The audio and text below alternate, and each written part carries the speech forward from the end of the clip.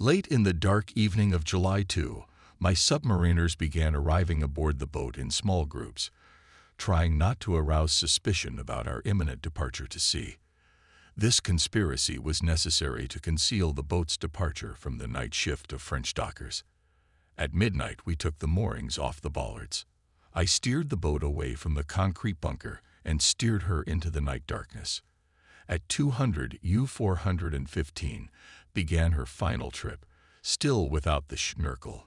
As soon as the boat reached sufficient depth under the keel, we went under. To conserve fuel, we moved at low speeds to the west. I was tasked to operate in the 200-mile coastal zone, approximately 80 miles off the coast. We were to prevent enemy destroyers and landing craft from entering Brest Bay. U-415 had now become a ghost, with limited mobility, questionable combat capability, with the extreme need to surface for air ventilation and battery recharging under the constant threat of air attack. The submarine became a floating coffin, a target for attacks by enemy aircraft, always ready to send her to the bottom. As the new day dawned, I put the boat on the bottom.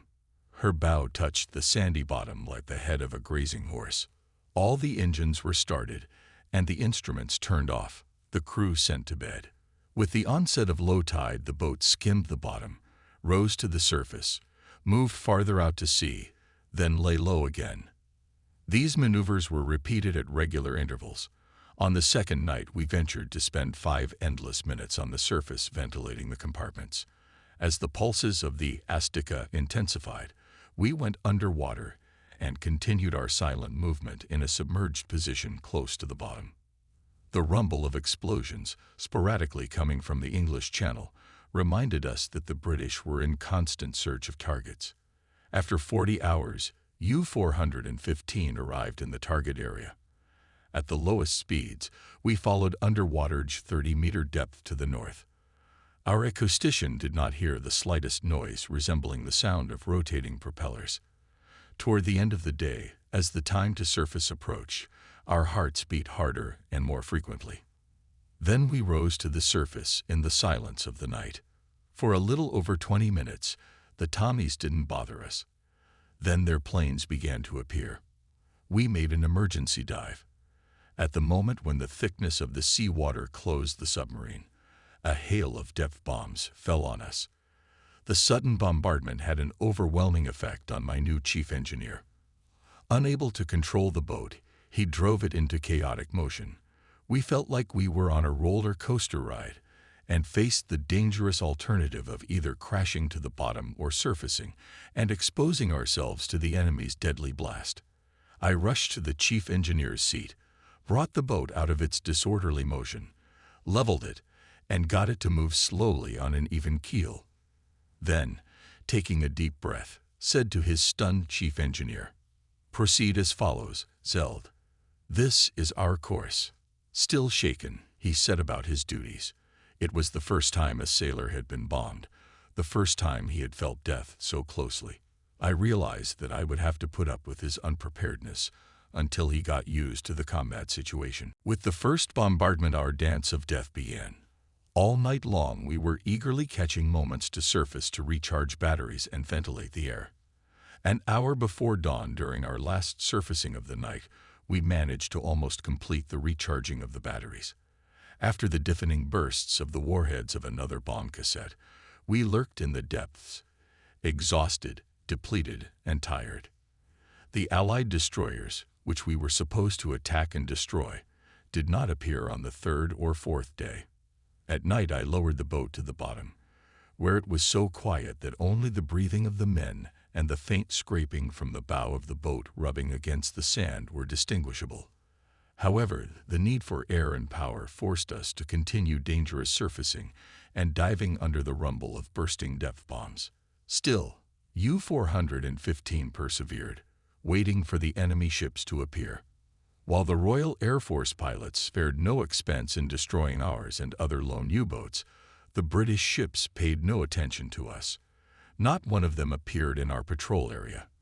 I carefully surveyed our quadrant for a week, but did not encounter a single Allied destroyer or landing craft. On the 9th night of useless patrolling, I dared to test the vigilance of the British pilots by transmitting a radiogram to base that read, "Patrol area free of shipping. Awaiting new instructions."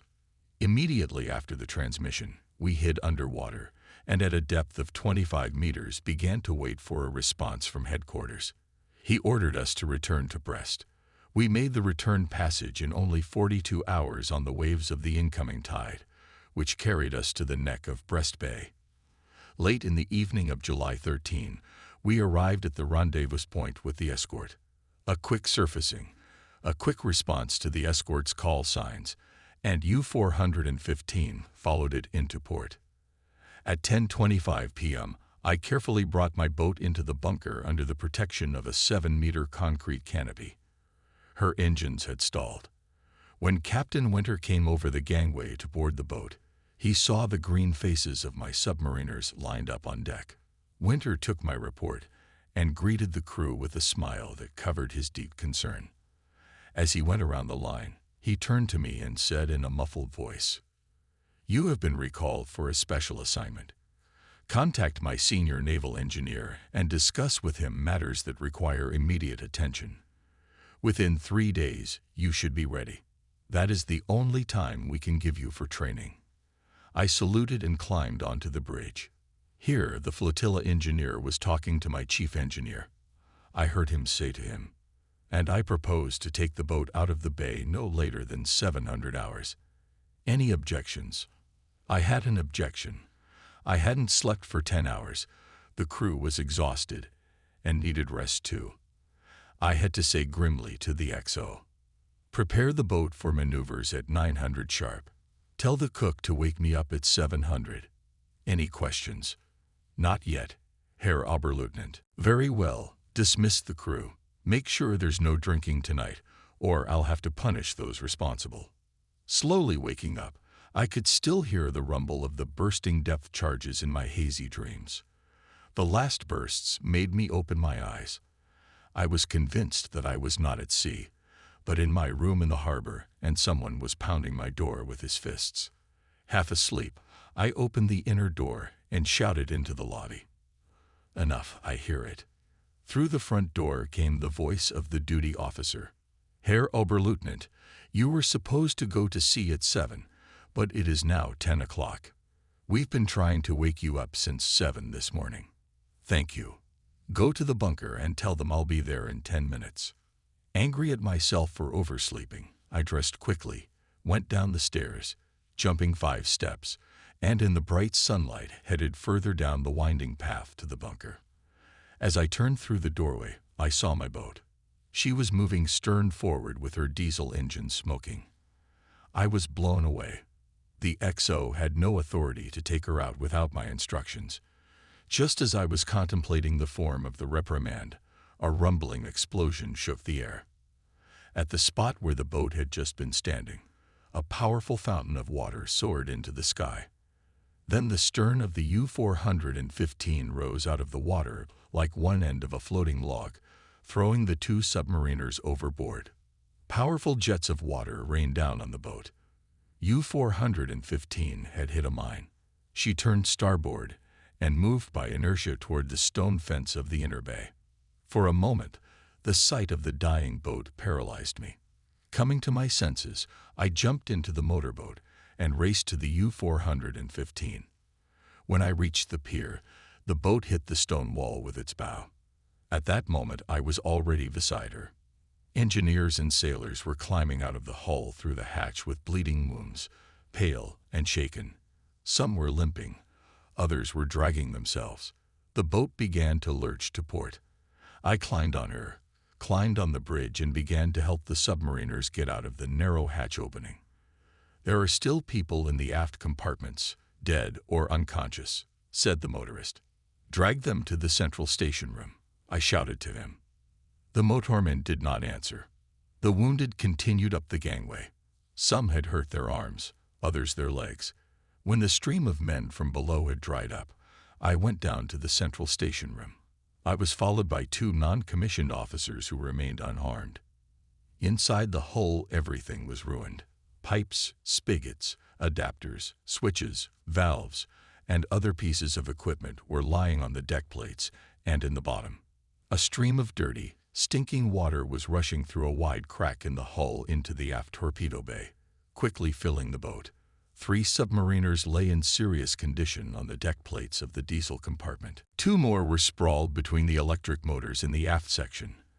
As the sub filled with oily fluid and gradually lurching to port, 3 of us dragged the heavy bodies of the motorists into the forward compartments. Someone opened the forward hatch, which was still above water. By common efforts, we pulled the motorists out of the hull and loaded them on one of the motor boats that approached U-415. The roll of the submarine became threatening. Her stern was swallowed by the sea. As soon as I got into the motorboat, the good old workhorse slid down the stone wall and tipped over on her port side. Her deck disappeared into the dark abyss of the sea. Then, jerked upward one last time, the deckhouse and bridge sank into the water, and the whole submarine went to the bottom. U-415 no longer existed. I had not yet taken my eyes off the site of the submarine's demise when a motorboat touched the pier. To me, limping came the extremely discouraged XO. Irritated by his unauthorized removal of the boat from the bunker, I shouted, "You'll have to answer for this, XO." Herr Oberleutnant, I was ordered to take the boat out of the anchorage by the chief engineer of the flotilla. He's been waiting for you for an hour and has lost patience. The chief engineer is not your superior, XO. He can't give orders when it comes to the boat. You should know that. Now gather everyone who isn't hurt and count them. I'll escort the wounded to the hospital. I believe, Herr Oberleutnant, that 2 of our men are dead. Yes, I saw them thrown up. Take a motorboat and look for them in the bay. Maybe the bodies are floating around somewhere. If you find them, report back to me immediately. The powerful explosion attracted the attention of the crews of the other subs, as well as dockers, laborers, and shipyard workers. There were many who wanted to help. As we carried the badly wounded to the ambulances, I was able to get a good look at them. All had broken legs, feet twisted backwards, toes flattened. Some had damaged internal organs and were moaning in pain. Others were unconscious, their heads bleeding. I sat in the ambulance next to a badly wounded electrician, and it rushed through the streets of Brest to the wail of sirens. It occurred to me that U-415 was blown up on a mine on July 14, the national holiday of France, the day of the taking of the Bastille. The demise of the U-415 was a gift from the British to the French on that day. My boat was blown up on a mine dropped on the night of May 28. The rumble of her diesels was picked up by a sound-catching clockwork mechanism, and yet I decided that fate was favorable to U-415. She was not sunk at sea, where we would have found our grave, but perished in port, where there was still a chance of salvation. Why didn't I wake up in time? Why did the XO give in to the chief engineer's demands? These questions plagued me.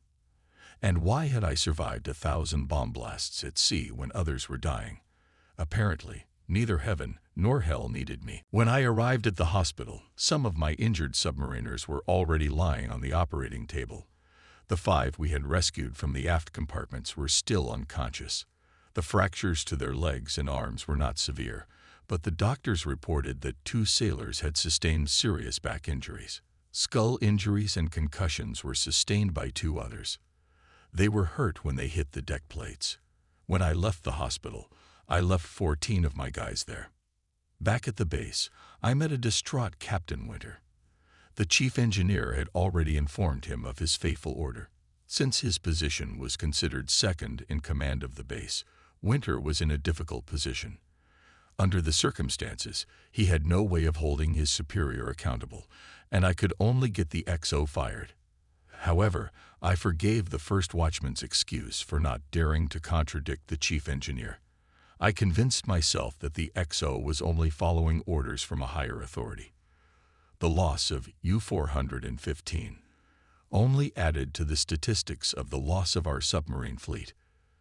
During the first 2 weeks of July, my last cruise, we lost 11 submarines not equipped with schnorkels, almost all that the base had. 2 more boats with schnorkels were sunk in the English Channel, reducing the number of subs sent to counter Allied landings to 5. With the loss of U-415, U-413 remained the only submarine without a schnorkel of those that put to sea on the evening of June 6. She was still in dry dock awaiting the end of the repair work. Meanwhile, the 5 remaining submarines with schnorkels used their air intake devices to remain in a submerged position and not be subjected to enemy airstrikes. They continued raids in the English Channel and even achieved some successes. U-953 sank 3 destroyers, U-984 sent to the bottom 3 transports and 1 patrol ship. The same achieved U-763. In these terrible 2 weeks, no more than 3 or 4 submarines simultaneously attacked convoys that delivered Allied manpower and military equipment from southern British ports to the beaches of Normandy. There might have been about 100 subs there had they not been needlessly sacrificed earlier. With the collapse of the German submarine fleet, and with it the Luftwaffe, Allied losses on the sea supply routes became minimal. New divisions, fully manned and equipped with thousands of tanks and vehicles, poured onto the Normandy coast, putting in huge floating piers taken from Britain. The Allies soon captured Cherbourg, providing a base for large-scale operations. The German armies could not prevent them from driving wedges into their battle orders and advancing deep into French territory. Avranches fell, and American forces moved along the northern coast of Brittany, approaching Brest. The day after the loss of the U-415, I first of all went to the hospital to visit the wounded submariners. Most of them were in stable condition, hands and feet plastered. 5 of the seriously wounded were lying completely in plaster, 2 of them still not recovered. I brought them cigarettes and tobacco. It was all that could be offered to the innocent victims of a tragic mistake. When I returned to the base compound, one of my non-commissioned officers reported that the British radio station Calais had mentioned our boat in its broadcast this morning. Herr Oberleutnant, the announcer said that you sank the boat yourself so that you would no longer go to sea in an obsolete submarine ship. I replied with a smile. Now you see how quickly the British gather and disseminate information. This should serve as a lesson to each of us. Day after day, I spent impatiently awaiting my new assignment, preparing the rest of the crew unharmed for the inevitable return to Germany. While my command was deciding my fate, I visited Heinsieder, who had returned from the campaign, met Marbach on the pier, and listened to Korda's account of his dramatic return to base.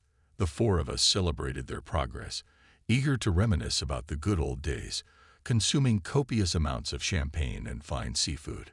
If any of us feasters feared in our hearts the terrible outcome of the war, we did not admit it even to ourselves. As before, we remained hopeful and confident of ultimate victory. I was convinced that the war would undergo a dramatic reversal as soon as a sufficient number of our miracle boats were produced, and believed I would soon receive one. Then came July 20. At noon, when I returned from the hospital, the duty officer told me that Captain Winter was waiting for me in the officers' mess hall. To my surprise, the entire officer staff of the flotilla had gathered there. Everyone realized that only an extremely important event could have caused such a gathering. Many speculations were made, and the tension was rising. When Winter and his staff entered the room, with a petrified face, he demanded silence. "Gentlemen, I am authorized to inform you of the contents of a teletype I received from the command." That morning, an attempt was made on the Führer's life. However, he escaped tragically. The conspirator, an army officer, has been arrested. I can assure you that the Navy had nothing to do with the plot. Everything remains as before. The war will continue until the end of the war. This message has shocked us.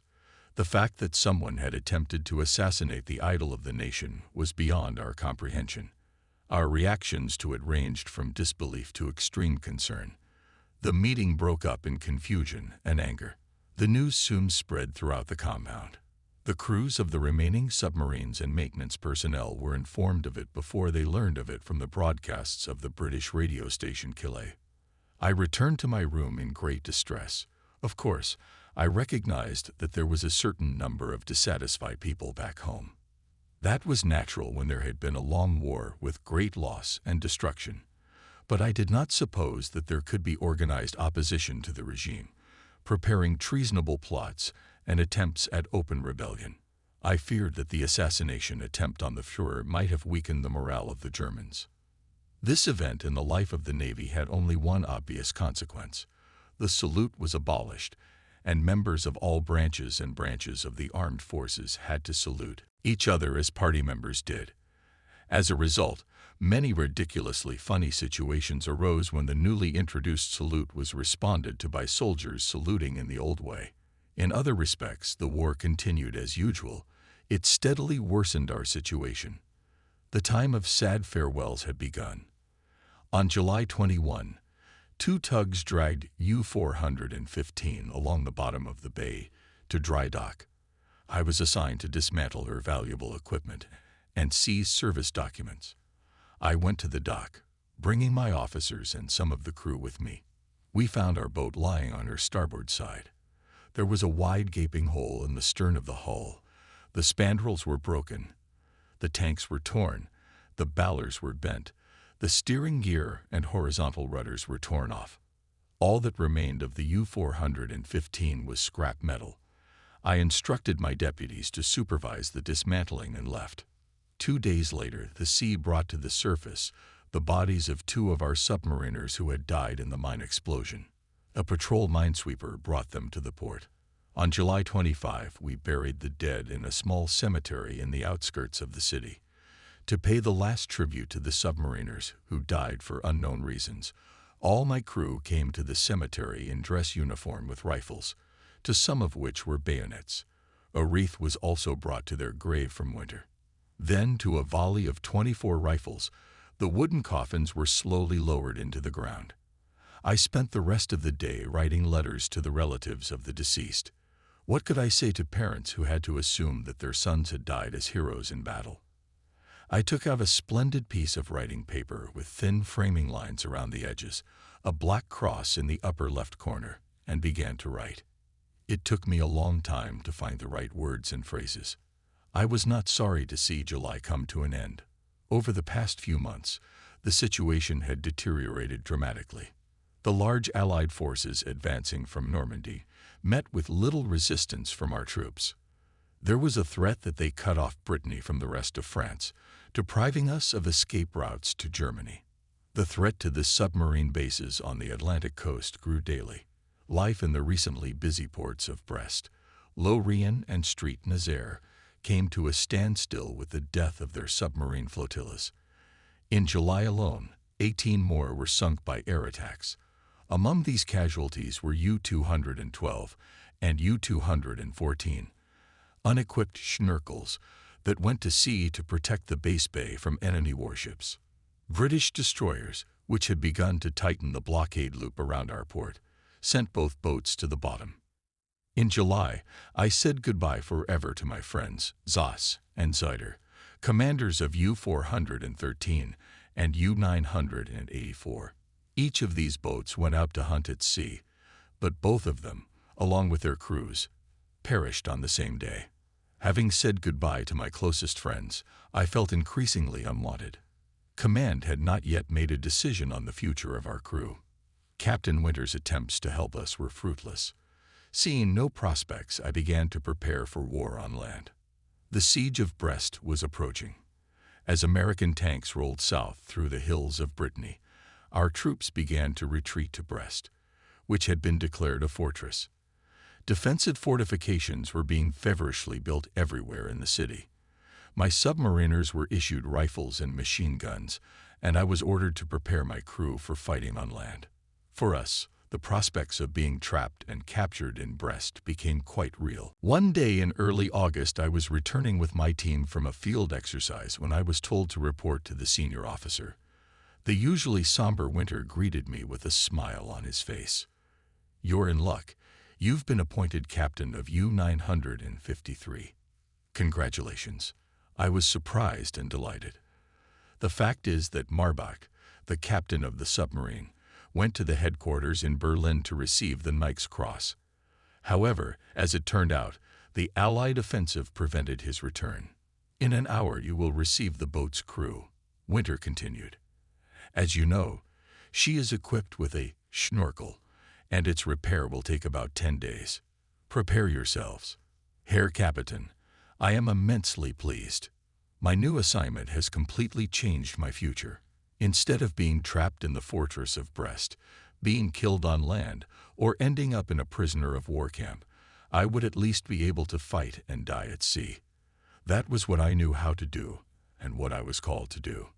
At the appointed hour, I took command of the submarine Marbach. Most of the crew knew me or had heard of me. This contributed to a quick bonding between the new commander and the boat's crew. Since part of the crew of U-953 went on leave and was unable to return, I manned the missing men with motor officers and sailors from U-415 who showed great interest in serving on the new submarine. To avoid fighting on land, they were glad to go to sea and wanted to fight British destroyers even if only in single lifeboats. In preparation for going to sea, the days passed quickly. My assembled crew worked selflessly, striving under acute time constraints to accomplish as much work as possible and to compensate for the lack of reliable, skilled men in dry dock. The Allied offensive stimulated an ever-increasing stream of refusals by French ship repairers to cooperate with the German conquerors. Some of them were fleeing literally after breakfast. Even worse, those who remained at the dock were more hostile than loyal and required constant supervision. Meanwhile, most of the remaining out-of-work submariners from U-415 had gone to the trenches girdling Brest, while those who remained in my charge were constantly besieged by employees of the German civil administration, offering large bribes to be ferried home in our boat when she went to sea from the Brest trap. In this turmoil, we were unable to keep to the schedule of preparations for the campaign. Brest was awaiting siege, while Allied units and formations were moving rapidly from Normandy, threatening Paris, encircling Lorient, and approaching Street-Nazaire. More and more of our troops were pouring into Brest. The local population hid in their homes and awaited further developments with mixed feelings of fear, exultation, and stoicism. The command gave the order to evacuate Brest, Lorient, and Street-Nazaire too late. By the time Dönitz's order came, the British had blocked all possible exits from the bay. Large flotillas of warships were sent south, blockading the 3 ports. Every night, planes dropped mines in areas of shipping lines, paralyzing the movement of all surface ships and forcing U-boats to advance in deadly conditions. As well as hunting for U-boats at sea, the Royal Air Force continually launched increasingly massive raids on our naval bases. The pitiful remnants of the tragic loss of a once glorious fleet of several hundred submarines had only delayed their own destruction by sheltering under 7 meters of concrete. At 10:45 a.m. on August 13, air raid sirens wailed in our compound at the base. I took cover in a tunnel dug into a hill. Almost immediately, the air defense anti-aircraft guns opened heavy fire. Through the tunnel entrance, I saw a swarm of 4 motorized Liberators of about 20 machines. At medium altitude, they flew directly into the zone of anti-aircraft fire. Liberators were approaching, ignoring the numerous bursts of shells around them, and stubbornly maintaining course and altitude.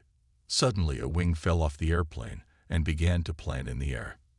Tumbling, the wing was followed by the fuselage and fell into the bay. 4 white dots of parachutes opened in the sky. The second Liberator, engulfed in flames, fell out of the battle formation. The third exploded in the air. At this time, the remaining planes dropped 1 powerful bomb each. I clearly saw them flying toward the bunker. Then there was a rumble as if the whole world had fallen off its hinges. Volcanic explosions shook the hill and the surrounding air. The harsh blast waves made you hold your breath. Fountains of dust and debris rose from the barrage balloons, covering the panorama of the bay. There were several new salvos of our anti-aircraft guns, a deafening murmur of aircraft engines in the sky on the northern side. Then there was silence. I rushed down the hill in alarm for my boat.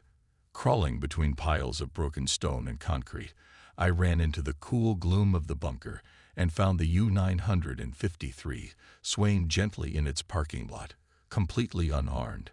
I walked along the long row of empty parking lots until I reached a group of workers. They were looking up at the ceiling, where a small hole gaped with rebar sticking out. U-247, another boat occupying the parking lot, was covered in a thin layer of dust. The 6-ton bomb, the most powerful bomb the Allies had, failed to damage our boats. Since this was the only hit on the bunker, it could be said that the enemy's colossal effort to destroy our 2 remaining boats had ended in total failure. I returned to the submarine to check on the progress of the work, which I estimated to be completed in 4 days. When I stepped aboard the U-953, the chief engineer, who had served under Marbach, called me into the forward torpedo room. I bent down and looked into the long tube of the torpedo apparatus. The inner flap was broken. The round cover from it, the only barrier to water other than the outer flap, was lying on the deck plates. I was puzzled and alarmed. The culprit was the blast wave from a bomb that exploded in the bay 50 meters from here, the chief engineer clarified. I'm sure that some of our submarines died that way. A boat can be sunk by a single depth bomb if the torpedo tube is not closed from the outside and the inner flap is damaged. The dead boats couldn't report it. Listen, I interrupted him. If our torpedo tube had not been closed from the outside, the boat would be on the bottom right now, and you and I would be on foot in Germany. Check all the flaps and replace the broken one. And hurry up. I don't want a delay in getting to sea.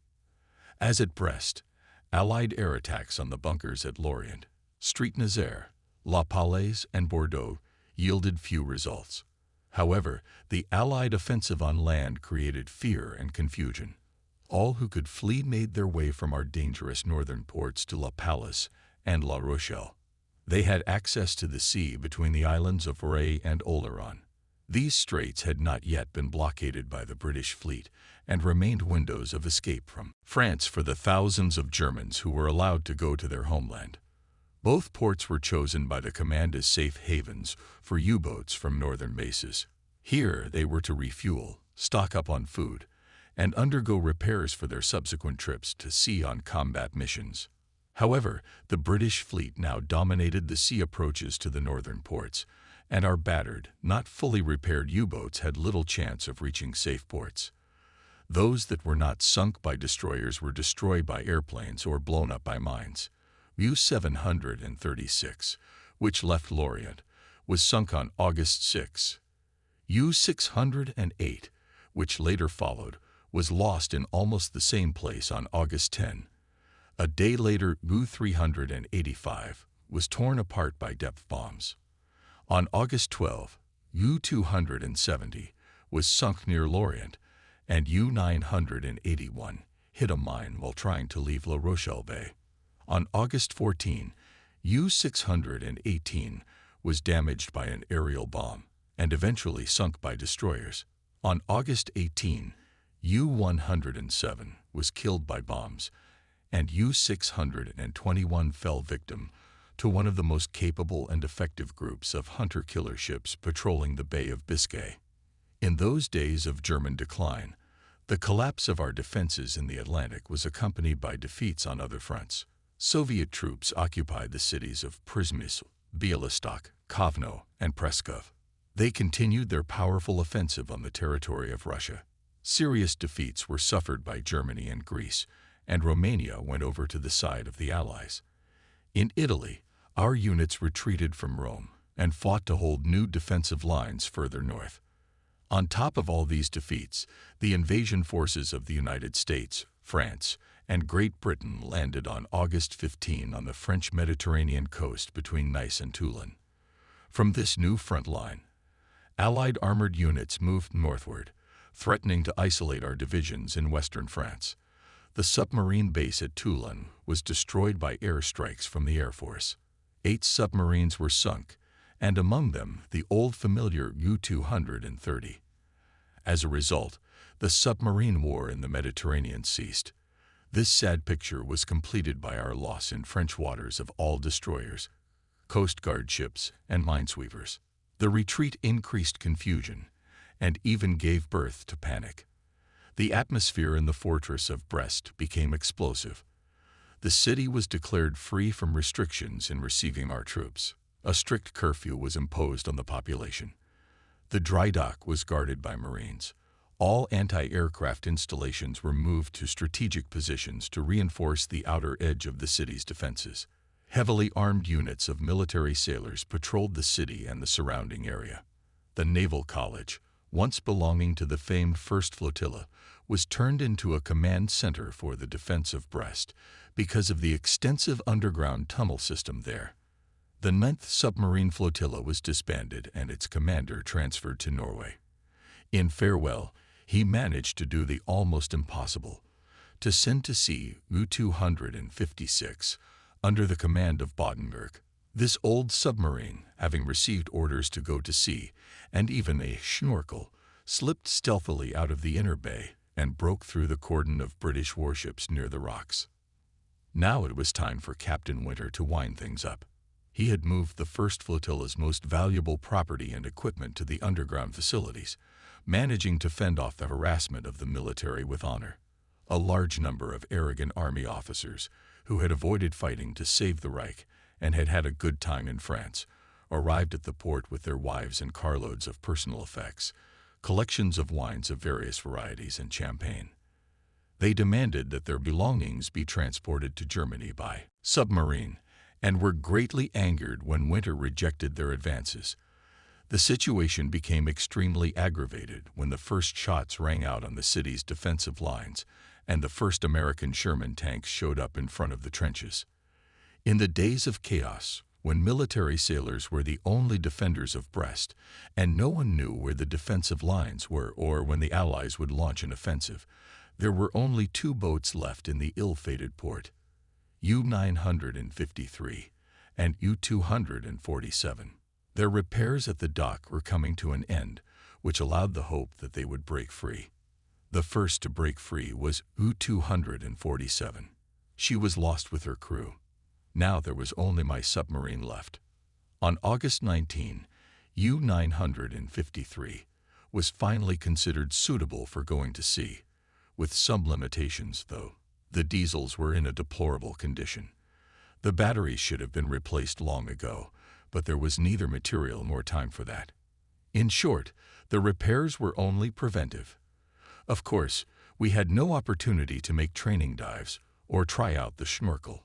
Relying on the dedication and tirelessness of each submariner, we doubled our vigilance on watch, trying to prevent attempts by French underground fighters to sabotage our boat.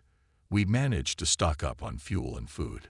To my amazement, I was ordered not to take on board torpedoes, but to load the boat and the tubes of the torpedo apparatuses with valuable equipment and instruments, and to take high-ranking persons with me out of the trap. This valuable cargo was ordered to be taken to the southern port of La Rochelle, whence civilians could still reach home via France. I critically analyzed the situation and concluded that if the boat was intended to rescue civilians, then the remaining submariners from U-415 needed it all the more. Having obtained Winter's permission to take them aboard, I sought out all my men who had been sent to the trenches, took them to the hospital for treatment, and said goodbye to those subordinates who had been forced by their wounds to remain in besieged Brest. I then ordered both commands to leave all unnecessary things on land, and saw to their departure from the base compounds. When we arrived at the pier, I was confronted by a large group of crying and gesticulating civilians, French and German, who were trying to force their way aboard the submarine. The guards were endeavoring to push the excited people back onto the pier. Some of them were so aggressive that they had to be taken at gunpoint to keep them at bay. The combined crew quickly lined up for roll call on the aft deck. 6 civilians with tense faces stood on the bridge. The XO reported the number of men on the boat. The total turned out to be 99 men, 45 more than the manual called for. In an effort to moderate the passions of the remaining people on the pier, I deliberately raised my voice and said, I want to emphasize that this crossing will be one of the hardest. The crew of the boat must be at battle stations. The main responsibility will fall on the shoulders of the permanent crew. It will be assisted, if necessary, by the crew of U-415. Work, eat, and sleep will have to work without changing their place. Exclude unnecessary movements and conversations. Tin cans will be placed in convenient locations for sanitary purposes. I want you to know that the coastal waters are swarming with enemy ships. Our chances of getting through are slim. 10 to 1 we can't get through the British barrier to La Rochelle. So don't be under any illusions. We must be ready to put to sea immediately. Not a step off the boat, for whatever reason. I dismissed the submariners and turned to the 6 civilians. They were horrified to learn of the dangers ahead. 2 grabbed their luggage and hurried off the boat. I was amused and relieved by their departure. It gave us at least a little but more space. 4 of the braver ones followed me below deck. The center aisle and all compartments except the central station room were crammed with bulky equipment, wooden crates, suitcases, and cardboard boxes. In the forward torpedo compartment, cargo was stowed in the bottom, on torpedo-free racks, in the torpedo tube. I told the 4 guests not to go anywhere, leaving them there in utter confusion. I then went to report to Winter that the submarine was ready to go to sea. As I walked up to the top of the hill on the winding path into the compound, I heard the muffled rattle of machine guns to the north and saw Winter's adjutant hurrying down. Out of breath, he reported that I was to take aboard 4 more specialists, whom the Reich could not afford to give to the Americans. Since these valuable persons could not arrive on the boat until morning, our departure to sea was delayed for 24 hours. In indignation, I turned back to the pier, because it was clear that the longer we remained in port, the more difficult it would be to get through the blockade to La Rochelle. Soon the aroma of goulash was spreading in the hull of the boat. The submariners and guests, seated on crates, suitcases, piping, and bunks, devoured the dinner they thought would be their last in port. The radio was broadcasting pleasant melodic music. I was sitting at a tiny table in my corner plotting the crossing when the music quieted, and the English announcer began to broadcast the news. The transmission is addressed to our friends, the submariners in Brest. The time has come for you to stop taking part in the fighting. If you leave port with a white flag on your periscope, we will treat you with respect. But if you choose to fight, you will face a swift demise. It is with great excitement that I say this to you, the crew of the U-953, who will have to go to sea again. I can tell you that dozens of British destroyers are waiting to meet you. They'll send you to the bottom if you dare to fight. I warn you, this will be your last. This was too much. I shouted angrily into the radio room. Get that cretin off the air. Find some music. But, Herr Captain, said the radio operator, this is the only radio station we can catch in the bunker. Then spin the records. On the morning of August 21, the last 4 guests arrived aboard the submarine with a lot of luggage and instruments. I did not allow them to take so much luggage, and after a heated altercation the newcomers parted with their personal belongings. I placed them in the aft torpedo room and told them that they must not come out of there under any circumstances, must eat, sleep, and possibly die there. I then ordered the boat hatches to be tightly battened down, the radio to be turned off, and the batteries to be recharged to full power. When I stepped off the boat, both diesels were smoking and murmuring in the shallow water of the parking lot. I stepped out of the cool bunker into the bright sunlight and summer heat, then began to climb the hill to report to the local authorities one last time. The rock bunker was swarming with men in army uniforms. Many of the officers wore dress uniforms more suited for a gala meeting at the Paris Opera than for the defense of the fortress of Brest. Disorder and nervousness were conspicuous. Army ambulances stopped in front of the underground tunnels, unloading new victims of the battle for Brest. Along the outer line of trenches, a fierce battle was now underway. American tanks had already broken into the fortress in some places. I ran through the tunnel looking for Winter. Someone had said he'd gone into the compound. The whine of the heavy anti-aircraft guns continued as I reached the empty compound. Black scatterings of shells were exploding in the sky 700 meters to the north. On the flat roof of the southeast wing of the building, I noticed several men in naval uniforms watching the battle to the north through binoculars. I rushed up the stairs and found Winter. He and his staff officers were expressing satisfaction with the results of our anti-aircraft fire. An American tank had been hit, coming up the road that led to the Naval College. Winter had already resigned himself to the fact that the leadership of the defense of Brest and its flotilla of one submarine had passed to an elderly, nervous general with a monocle. I turned to my immediate superior and reported that U-953 was ready to go to sea. "You may leave at your discretion," said Winter. "When do you expect to leave?" "After sunset, Herr Captain. V21.30. I'll be there to see you off. But please don't make a fuss. I don't want the dockers to get suspicious." As we were coming down the hill, the air raid sirens began to wail. We ran to the entrance to the next underground tunnel. A few seconds later, the hill shuddered with an endless series of powerful explosions. I followed Winter into the vast network of tunnels, past the many beds occupied by the wounded. I glanced at the pale faces of the German nurses, who were facing a bleak future. Nearby, ruffled French maidens bustled about, fearfully awaiting the resolution of their fate as collaborators. Their now worthless cavaliers strode haughtily out in boots and shining uniforms, with red stripes on the galleys. I saw also confused sailors and infantrymen waiting for the most ridiculous orders. The bombardment did not cease. Everything in the catacombs, the ground, the bunks, the scurrying men, was drowned in the roar of the anti-aircraft guns and vibrated with the rumbling explosions. In 30 minutes, the massive air raid was over, when everything calmed down, and the sirens announced the cancellation of the air raid. Winter and I returned to the compound. At the sight of it, we were overcome with mute despair. What had just been a complex of stately granite buildings had been almost completely destroyed by the Allies.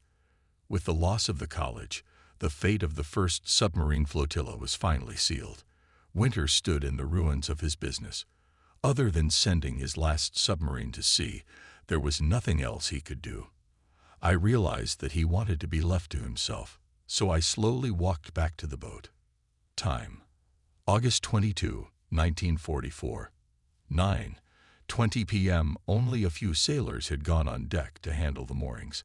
I stood on the bridge waiting for Winter's farewell visit. At 9:22 p.m., he crossed the gangway. Responding to my greeting, he said, "Take good care of the boys and the boat. Good luck to you." "You too, Herr Captain. I hope to meet you soon in more favorable conditions. The main thing for you is to get out of here before it's too late." With a few commands, the moorings are taken off the bollards and the gangway is taken to the pier.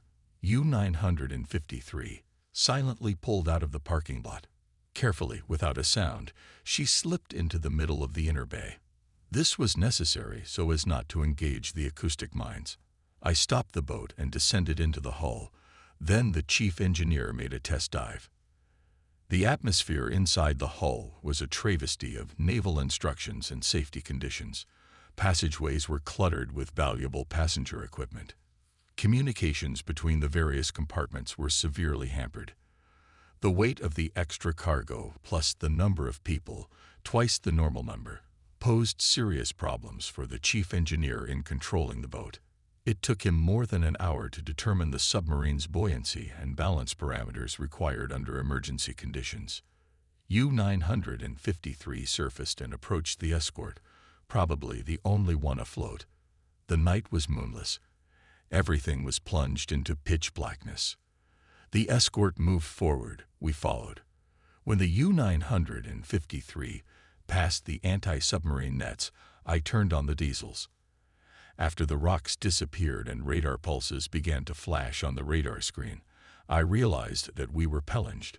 Suddenly, a flare flashed 200 meters ahead. At the same instant, we were signaled by flashlight from the escort. "Attention. British torpedo boats in attack position. Prepare for battle." I did not expect such an encounter with the British and called upstairs calculations of anti-aircraft gunners. "Watch the torpedo boats. Fire on visible targets," I ordered. The flares went out, and the sea turned black again. The escort stopped, forcing us to do the same. We were now exposed to a threat we could not see, and we could not fire, as the smaller caliber guns were ineffective against an attack directly ahead. To take the fight, I had to turn the U-953 with the bow toward Brest and the guns against the gunboats, but the boat could not move stern forward. I signaled the escort to move forward slowly and constantly launch flares. I wanted to meet the torpedo boats in deeper water, but as soon as we advanced further, I noticed dozens of shadows prepared to attack from a distance of 800 meters. I loudly commanded, "Both diesels, full ahead, left rudder." U-953 reluctantly turned around, pitching her side toward the attacking enemy for a few endless seconds. As the boat completed the turn, our guns opened fire. We hurried back to port, denying the torpedo boats the opportunity to aim and fire their deadly torpedoes. Gunboats, vastly superior to us in speed, approached rapidly in the light of the flares. But then, just as suddenly as they had appeared, they turned and headed out to sea. The incident buried my hopes of getting out of the bay that night, and possibly any other night. The torpedo boats were not only dangerous in themselves, they indicated the presence of a considerable flotilla of patrol vessels nearby. It seemed that our return to Brest was final, and we were doomed to blow up our boat and share the fate of the besieged garrison of the city. At dawn, the U-953 sneaked back into the harbor. I warned the submariners and guests to stay away from the dockers and to keep silent regarding the night's adventure. Then I closed myself again with the green curtain in my corner and tried to find a way out of the harbor. The only option left was to leave in an underwater position. This maneuver was fraught with a number of dangers. Run aground, hit a mine, get caught in a strong current. It had never been used before. But I calculated that at low tide we could reach the neck of the bay unnoticed without an escort, then dive deep enough for the water to cover the bridge of the boat. After that, we would be left with a slim chance of escaping the trap on the tidal waves. I quietly rose from my bunk while the 100 men aboard the boat slumbered peacefully, trusting in my ability to lead them to freedom. I walked through the deserted bunker and the grounds beside it. I found Winter and his staff in Turridge in the underground shelter. As I recounted the torpedo boat incident and my plan to outsmart the Tommies, he looked at me with a concerned, grim and tired look. After wishing me a happy journey, he then asked, "Would you like to join me on a trip through the trenches?" "Herr Captain, I wish I could. But I must prepare for a night out. I haven't slept in days." "You may miss something that no one else will be able to tell posterity," Winter said grimly. Then, suppressing his excitement with ostentatious severity, he added, "Never mind, though. Be well behaved. I can't say goodbye to you on the pier. Business keeps me here." We shook hands again. I left with the conviction that I'd never see him again. On August 23 at 02:55, I pulled back the green curtain in my corner, put on my leather jacket, entered the dimly lit room of the central station, and reminded the chief engineer of the necessity to dive quickly and accurately on the first command. Then I took my place on the bridge. At 03:05, I took U-953 out of the bunker, not to return to it again. As the boat slid silently into the darkness towards the neck of the bay, beyond which the enemy was waiting for us, I cast a last glance at the city that remained Astern. The shores, with their extensive docks and shipyards, were barely visible. Against the night sky, the bombed-out Naval College on the hilltop was barely distinguishable. And above it all I could see the vague outlines of Brest, a city that had not been spared by the war and was awaiting further destruction and surrender. Only now I fully realized, maybe for the first time, that everything, glory, successes, triumphs, had been irrevocably lost. It is impossible to recreate the past. U-953 passed the abandoned anti-submarine net and moved, ghost-like, further toward the neck of the river. Our escape took place under the cover of darkness, thickened by the hills and rocks surrounding the bay. At 03.45, we skirted the shallow water on a tidal wave. I steered the boat from memory, trying not to run aground. When the first gaps appeared in the sky from the east, we noticed motionless enemy torpedo boats ahead. They looked like black dots on the pearlescent surface of the sea. Meanwhile, we had not yet reached sufficient depth in the bay to allow us to go underwater. I continued forward at low speed, avoiding noise and risking the enemy detecting the boat. On the ebb tide, we were gliding toward the gunboats when the first glimpses of dawn appeared. I detected movements in the battle formation of the gunboats. They furrowed the surface of the sea and then headed for the rocks that rose on either side of the neck of the bay. It became clear that we could move no further in a surface position. At 04.23, we went underwater. The bow of the boat was slowly sinking into the sea. For long seconds, I watched the boat still moving. Then the water rushed into the horseshoe of the running bridge. I closed the hatch cover and listened to the splash of water covering the boat from above. As the small torpedo boats rushed in different directions, their propellers roared loudly, foaming the calm sea surface. At the moment when the chief engineer finished leveling the boat, I began to carry out my plan. I lowered it to a depth of 15 meters and began silent movement. In the distance, at a safe distance, 3 explosions of depth bombs. 04.40. U-953 plunged to a depth of 20 meters. More and more torpedo boats were snooping above us, throwing hand grenades to intimidate us. 05.08. Ahead, 6 depth bombs exploded off the starboard bow. Countless roaring propellers on the surface made us break out in a cold sweat and make grim predictions in the damp steel tomb.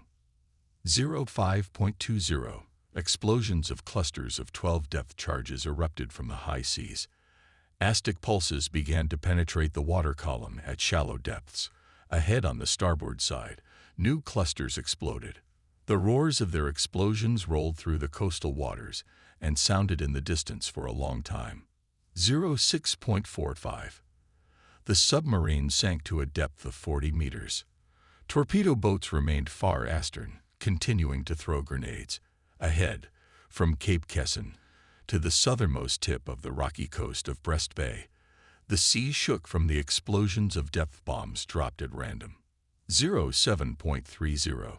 I changed the boat's course to south-southwest and lowered it to a depth of 50 meters. 08.10. We moved directly over the ocean floor, repeatedly getting stuck in sand drifts, but each time the current gently lifted us over the uneven bottom. A few miles away were 4 destroyers moving in a zigzag course at medium speed. On the starboard side, a group of sea hunters were probing the depths with radars in search of fugitives from Brest. Our civilian passengers were slowly dying of fear and nervous tension. 09.00. We took a new course of 200 degrees. Deprived of the ability to see and navigate by instruments, I relied entirely on my own intuition. With 2 switched-off electric motors, the boat was moving on the air cushion of the current directed to the south. The pulses of the Aztec were hitting her hull with increasing force. The noise from the ships moving overhead was getting louder and louder. 09.40. The tide began to ebb. Glavmy lowered the bow of the boat on the sandy bottom in 85 meters under the furrowed sea hunters. At least a dozen destroyers were restlessly whipping the water above us with propellers. They were constantly making circular motions, stopping, listening to the depth, dropping and dropping bombs, changing disposition, moving back and forth, stopping again, groping the bottom with locators and dropping depth bombs, the explosions from which pushed us onto the rocks and turned the hull of the boat into a torture chamber. Noon. U-953 moved downstream with trim on the bow, swinging smoothly like a pendulum. The explosions of depth bombs and the noise of propellers overhead kept every occupant of the boat alert. Yet the water tilled gray, murky, warm, full of algae and ocean debris, protected the boat from bearing. 16.30. The tide began to weaken. The current began to change direction toward the open sea. U-953 raised her bow and resumed her motion over the uneven bottom. She slowly entered the Bay of Biscay amidst the scraping, heaving, and rumbling. When the noise gradually died down, it was clear that we had passed the range of the British ships and had escaped the trap. We had broken free, but remained prisoners of our own stench. The narrow steel cylinder of the boat was overflowing with the stench from the multitude of sweaty bodies, diesel and engine oil, and overflowing tin cans overflowing with feces. Some of the ship engineers were vomiting. August 24, 03.00. It was a good time to ventilate the boat's compartments with a schnorkel. The operation required starting the diesels while underwater. The action of this device has long been a source of curiosity for me. Glavna took the boat to a depth of 14 meters, raised the mast pipe, and dried it. Then the valves were opened. With a long whistle, fresh air rushed into the hull of the boat. One of the diesels started up, pumping more sea air into the hull. As the boat picked up speed, it went deep into the water at a steady pace. It was a miracle. I watched as the boat was reborn. There was no longer any need to go to the surface at mortal risk. Life inside the hull became bearable again. We recharged the batteries and sneaked around the eastern edge of the Bay of Biscay, which was swarming with enemy ships. Periodically, the engines were shut down, and our habitat was monitored with acoustic instruments, so that no hunter could locate our hull and take us by surprise with a devastating bombardment. As the new day dawned, I suspended our underwater ventilation operation. The periscope and float were retracted and U-953 went on, balancing at a depth of 40 meters. As the sun made its daily circular motion, U-953 continued to follow blindly southward in an underwater position. When midnight came again, we extended the float and periscope to the surface. No aircraft patrolling the bay noticed the tops of the schnorkel and periscope, although the pilots were flying quite low over the water. At dawn on August 26, we managed to reach the southernmost point of our route. From here, I decided to make a quick passage eastward to the harbor on the Gulf Coast. 5 hours later, U-953 gently sank to the ground at a depth of 48 meters. I ordered the boat raised to periscope depth and discerned a thin line of coastline to the east. Looking carefully at the horizon, I noticed the swaying tops of masts and destroyer smokestacks to the north. It was only by chance that we went unnoticed by them. 13.20. When I once again extended the periscope, I saw that the coast rose in front of us like a wall. We were getting close to it, so close that it was becoming dangerous. I took immediate measures to prevent us from being swept ashore and commanded, "Left rudder, heading 3 to 40. Soon we almost collided with the lighthouse on the northern tip of Oleron Island. We saw a formation of 6 twin-engine airplanes flying at low altitude. I lowered my periscope as they flew over us. 3 minutes later, the sky was clear. I took several bearing from the lighthouse while my navigator Hennick plotted a course. We detected a strong current going north, and I realized that I would not be able to determine until nightfall when we could venture up to the surface and proceed to port. In the meantime, the boat was forced to wander underwater in the neighborhood, where some of my friends had perished a few days before. I entered the central station room and busied myself with studying a map which contained a detailed description of the coastal waters around the 2 islands. Rhea Island, centered around the small town of Street Martin, had a dubious reputation.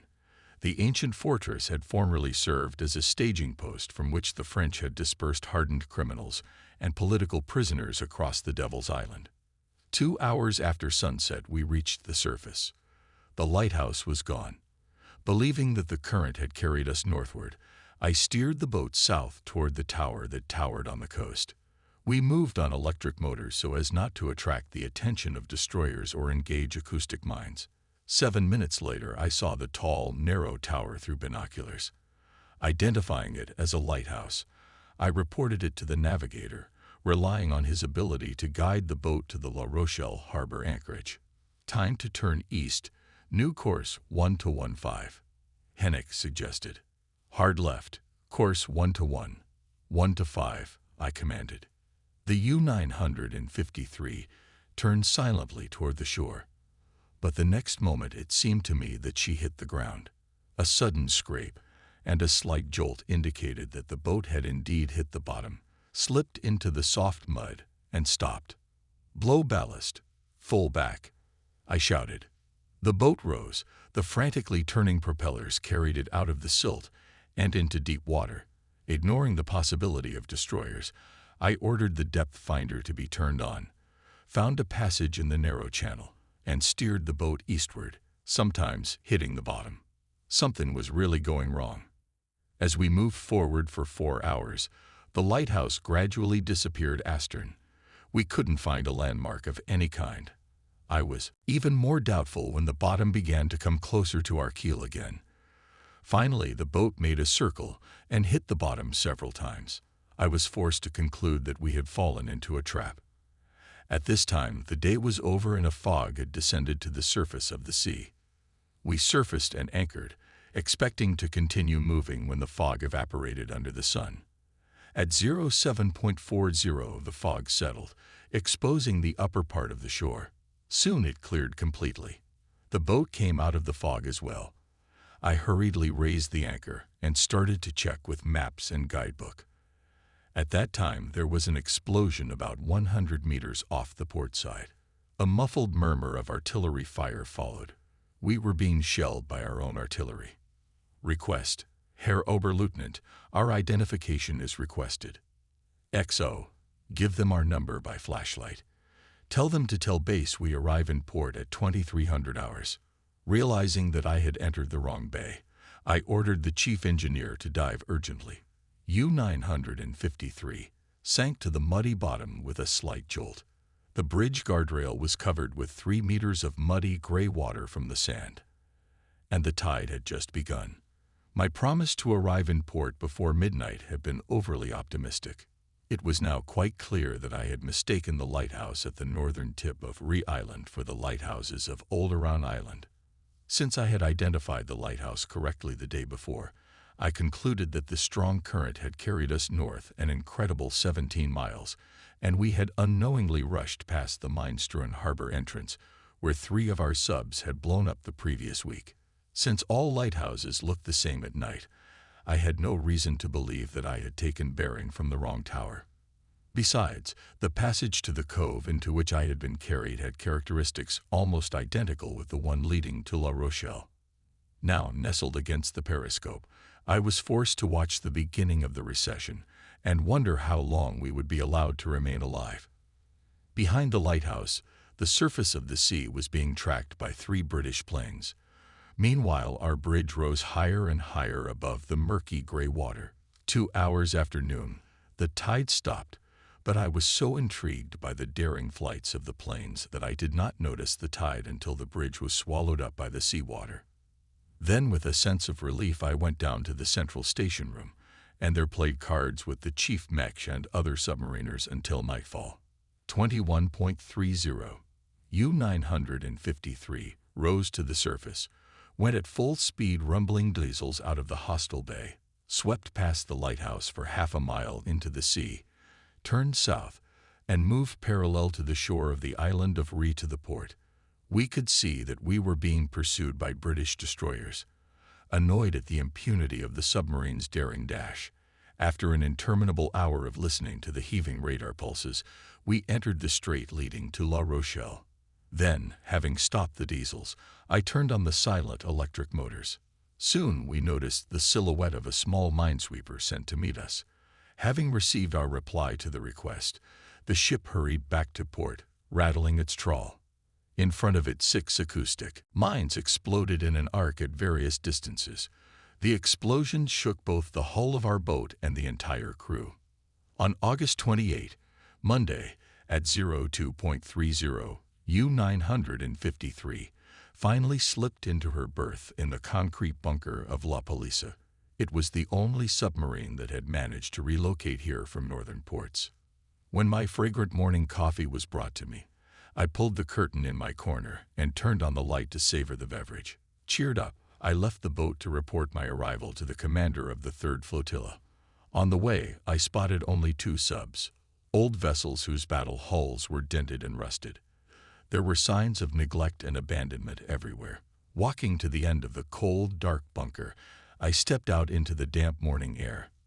After a short ride in the Citroën, I arrived in the ancient walled city of La Rochelle.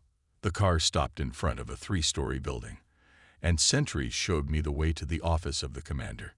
An obese officer of small stature, dressed in a faded khaki uniform, stood up from behind a desk. He was probably about 15 years older than me. "I have already been informed of your arrival," the officer said. "You didn't have to wait until today to enter the port. We were ready to receive you on weekends. You're lucky our gunners picked up your signal. They don't usually do that. Their orders are to fire on any approaching target. At first, they mistook you for a British submarine landing saboteurs. As you can see, we're well prepared to repel the landing party. Do you believe a siege of the port is imminent? Yes, they might try to land from the sea, but our artillery keeps them at bay. We are in a somewhat better position than Brest and Lorient." He briefed me on the measures taken by the Joint Command of the Armed Forces for the defense of the city. The German defense front of the coast of the Bay of Biscay was narrowing, and the naval defenders of La Rochelle were counting on a large influx of heavy artillery, tanks, and infantry into the city, which would relieve them of the unaccustomed functions of conducting defensive battles on land. The commander suggested that I send the extra submariners from U-415 and shipbuilding engineers to his adjutant, who would take care of their immediate transfer to Germany. All equipment removed from Allied besieged Brest must be loaded onto trucks and transported to German ports. Your boat must be ready to put to sea. 4 days in port.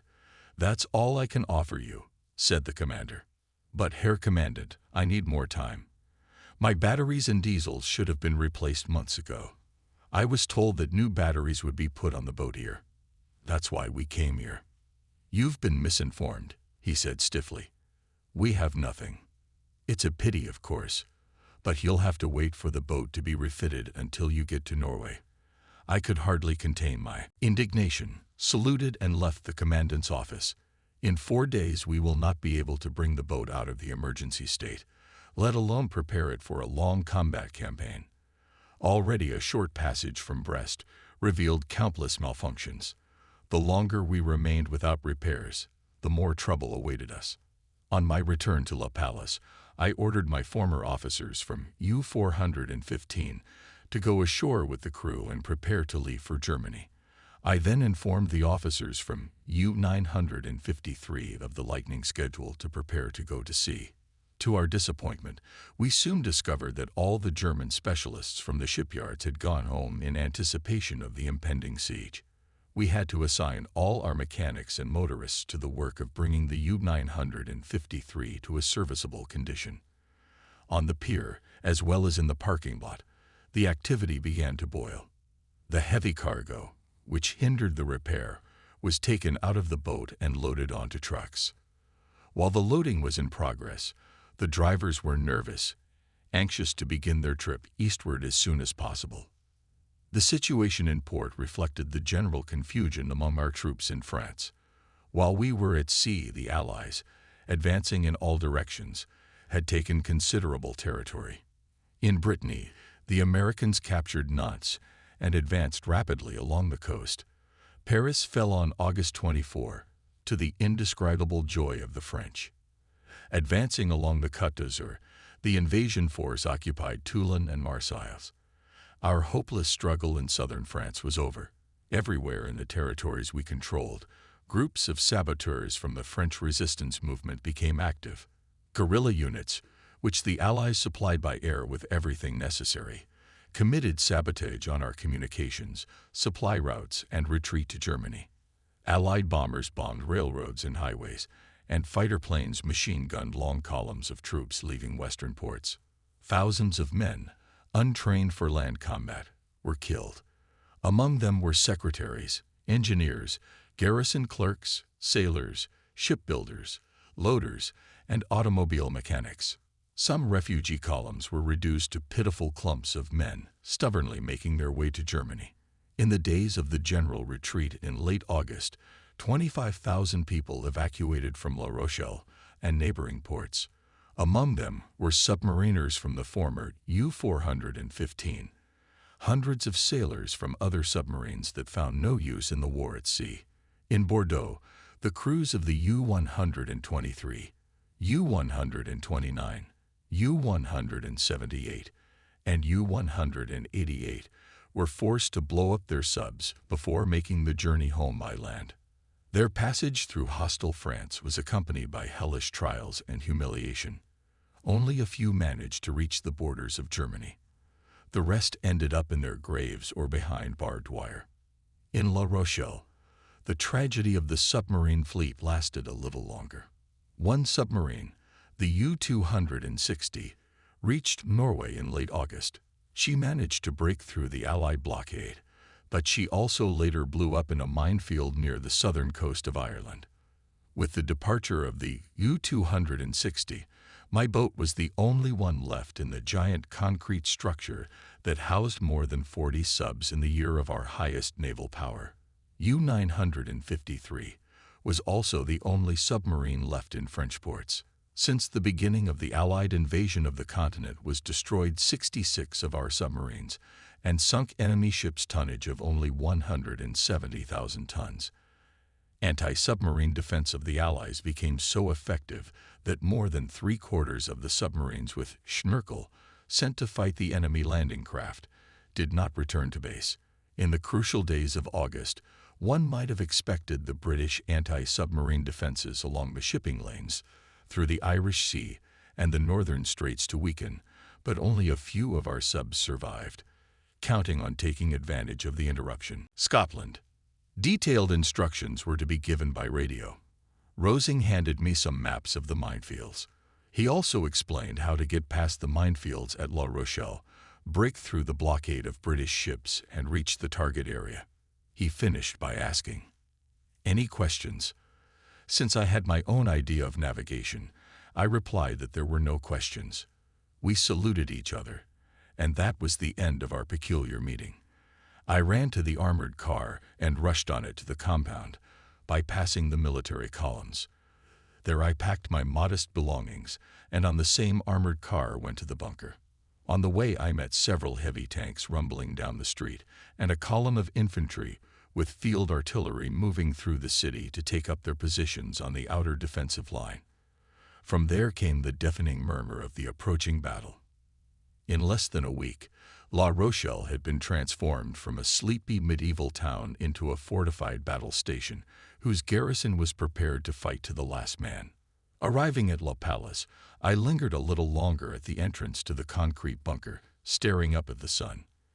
I deliberately savored those moments because I knew that at night I would go underwater with the boat and live in darkness for many weeks.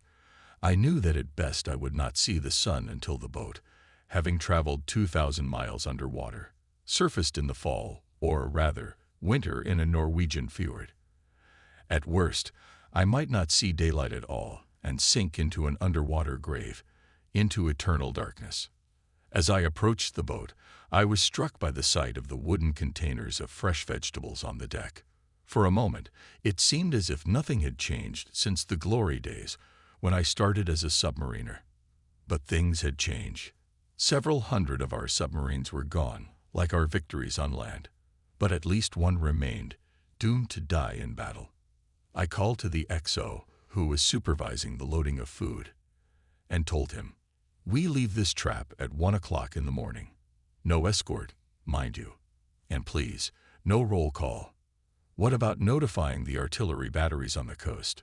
Wouldn't want them to know we're leaving. The Tommies have ears everywhere. Better to risk being fired upon." After dinner at 8:30 p.m., there was a total blackout. I closed the curtain in my corner and stretched out on a green leather mattress. The burden of responsibility for the crew pressed down on me with all its weight. With the departure of the last submarine from our last port on the coast of the Bay of Biscay, the battle for the Atlantic had come to a bitter yet defiant finale.